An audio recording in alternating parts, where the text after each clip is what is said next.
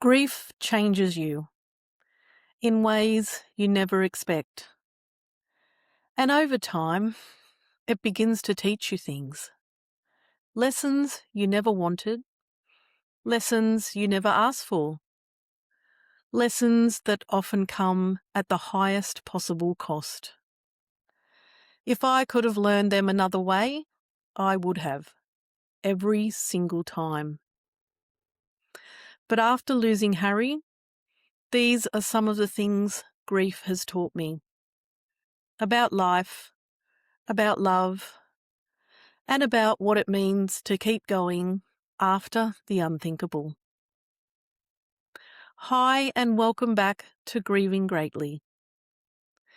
When I first started this podcast, I wanted to create something that I wished I'd had after Harry died.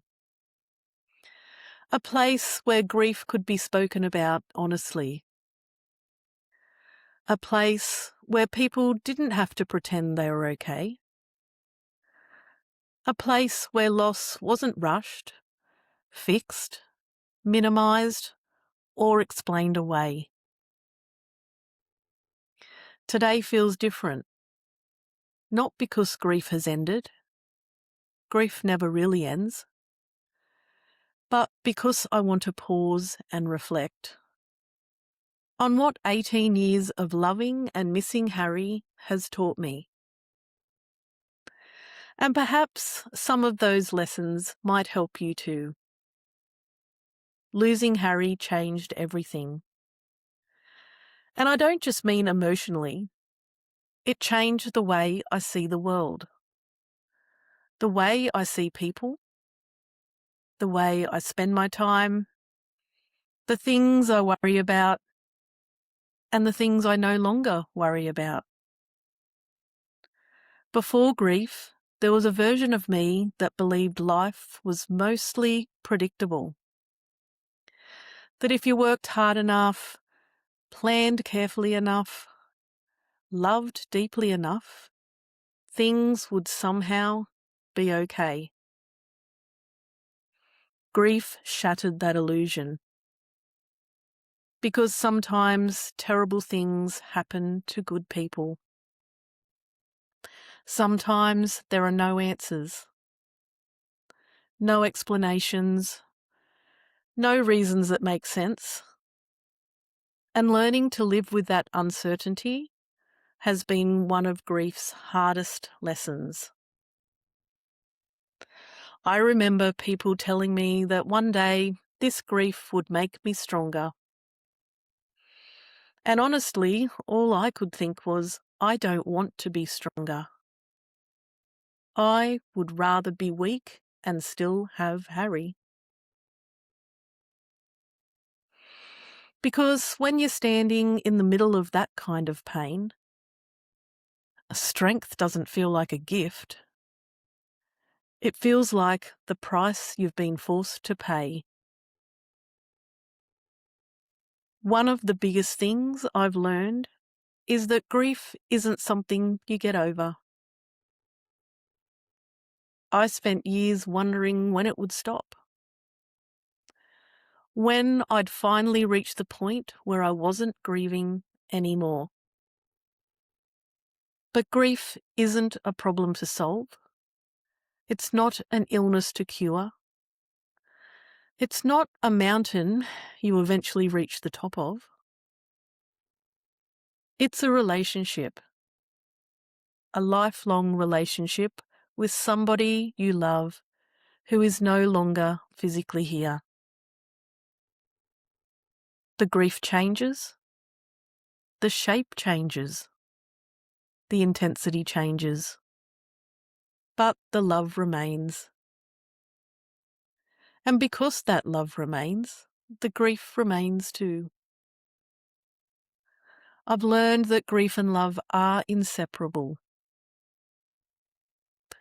We often talk about grief as if it's the enemy, something that has happened to us, something that is stealing from us. But grief only exists because love existed first.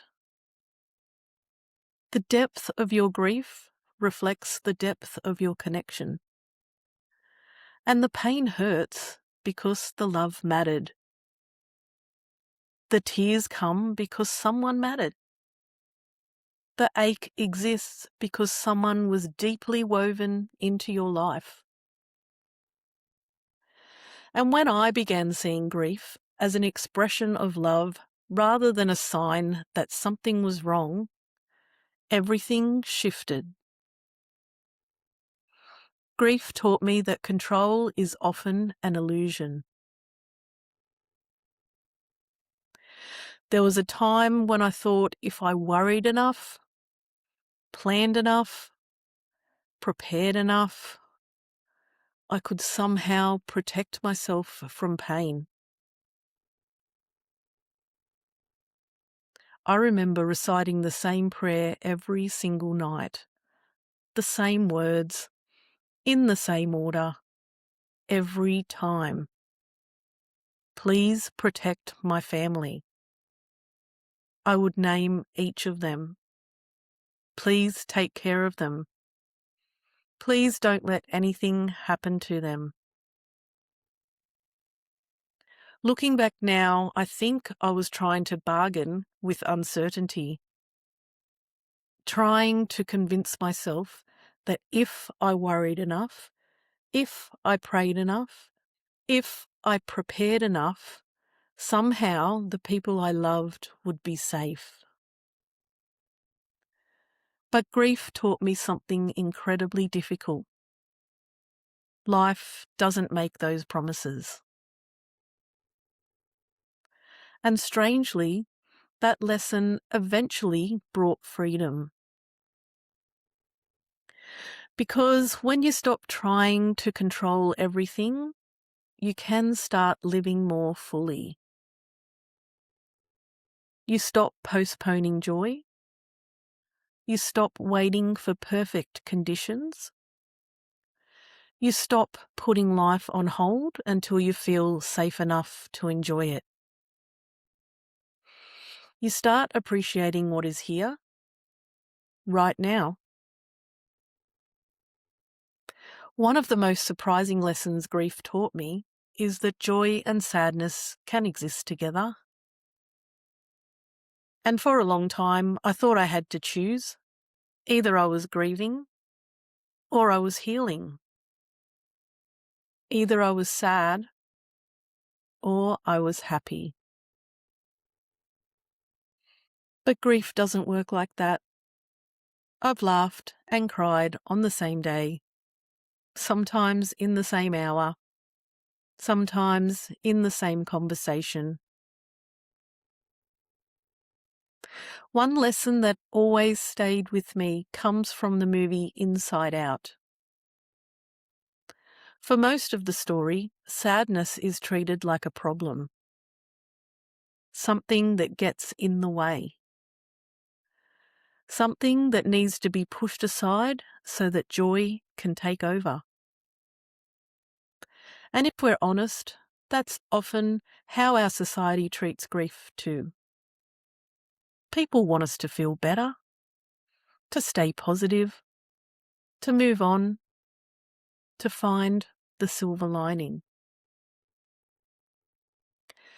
But what that movie beautifully shows is that sadness isn't the problem at all.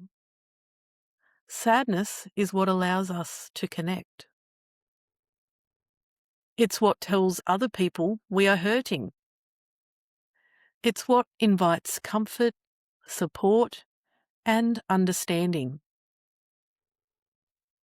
There is a moment in the film where Riley is finally able to tell her parents how much she is struggling. And it is only when she allows herself to be sad that she receives the connection and comfort that she needs. I think grief teaches us something similar. Sadness isn't weakness. Sadness isn't failure. Sadness isn't something to get rid of. Sadness is often love expressing itself. It is our heart acknowledging that something mattered, and that someone mattered.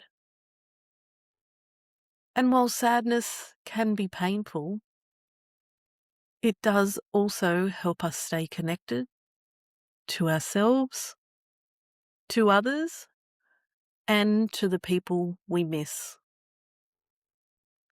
One of the greatest lessons grief has taught me is that healing doesn't come from avoiding sadness.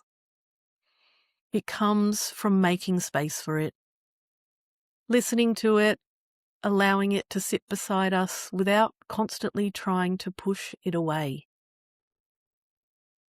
Because sadness has a purpose, and sometimes the emotions we most want to escape are the very emotions that help us heal. Perhaps that's why I do love the message of Inside Out so much. It does remind us that emotions are not problems to eliminate. They are experiences to understand, messages to listen to, parts of ourselves that deserve compassion. Not just sadness, but fear, anger, guilt, confusion, and even joy. None of them are wrong. They are all part of being human. They are all part of loving someone deeply and learning how to carry that love after loss. And eventually I learned that feeling joy isn't betraying Harry. It's not leaving him behind. It's not forgetting. It's allowing myself to keep living. Grief teaches you a lot about people. Some people show up in ways you'll never forget. They sit beside you in the darkness. They don't try to fix you. They simply stay. Others disappear, not because they're bad people, but because grief makes people uncomfortable. One of the hardest lessons I learned is that not everyone can walk this journey with you, and that's okay. The people who can become incredibly precious. Harry brought so much light into my life. His laughter, his kindness, his love for animals, his beautiful heart, the way he always wanted to be close by. There are moments now where I can still picture him so clearly. A smile, a look, a memory that appears out of nowhere. And for a moment, it feels like he's right there beside me. And while I would give anything to have him physically here, those parts of him didn't disappear when he died. They live in the stories I tell, the memories I share, the work I do, the people I help, the conversations I have, the love I continue to carry. In many ways, Harry still shapes my life every single day. What remains is connection. What remains is love. What remains are memories that still matter. And over time, I've learned that continuing bonds are not unhealthy. They are human. We don't stop being parents. We don't stop loving. We don't stop carrying people simply because they died. The relationship changes, but it doesn't disappear. If you're listening today and your grief feels unbearable, I want you to know something. The version of you that exists right now does not need to know how to survive the next year, or the next month, or even next week. You only need to survive today, this hour, this moment, this breath. Grief asks very little of us sometimes, just the next breath, and sometimes that is enough. There is no moving on, but there is moving forward. There is learning to carry both love and loss together. There is building a life that still includes them. There is finding meaning while still missing them. There is laughing while still longing for them. There is living while still loving them. When I chose the name Grieving Greatly, it wasn't because grief is something to celebrate. It was because great grief usually follows great love. The people we grieve the most deeply are often the people who shaped us most profoundly. Grieving greatly doesn't mean you're broken. It doesn't mean you're weak. And it doesn't mean you're stuck. It means you loved greatly, and that love deserves honour. If there's one thing I want you to take from this episode, it's this. Your grief is not something to fix. It's not evidence that you are failing. It is not proof that you're not coping. Your grief is evidence of love. Love that mattered. Love that still matters. Love that will always matter. This podcast was created for Harry because loving him changed my life and losing him changed my life. But it is also for you, for every parent, every partner, every sibling, every friend, every person carrying a love that no longer has somewhere physical to land. Thank you for letting me walk beside you. Thank you for sharing your stories. Thank you for trusting me with your grief. 18 years ago, I never imagined that losing Harry would one day lead me here.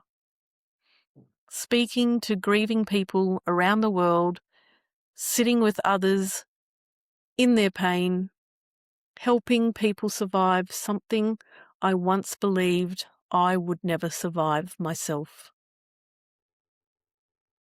If Harry's life has taught me anything, it's that love continues to ripple outward long after the person is gone. A life can end, but the impact of that life continues.